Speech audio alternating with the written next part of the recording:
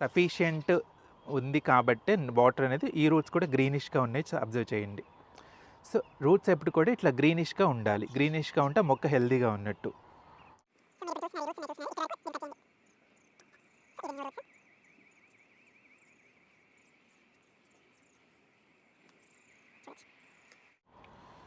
ఈ రూట్స్ వచ్చాయి అన్నమాట. ఈ 2 ప్లాంట్స్ కలిపి మనం రీప్లాంట్ చేద్దాం. ఇలా పెట్టుకొని ఈ 2 ప్లాంట్స్ ఇలా పెట్టేసేయండి.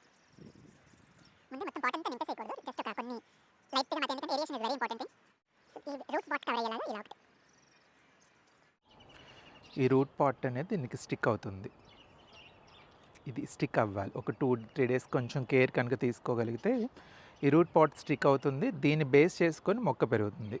సో ఇక్కడ నుంచి కూడా మనకి రూట్స్ వస్తాయి. సో బేబీ ప్లాంట్స్ పెట్టుకునేటప్పుడు ఎప్పుడు కూడా ఆల్మోస్ట్ ఇది 3 ఇంచెస్ ఉంటుందండి. 3 ఇంచెస్ పాట్ ఇది మోర్ దెన్ ఎనఫ్. ఇంతకు మించి పెట్టుకోవద్దు.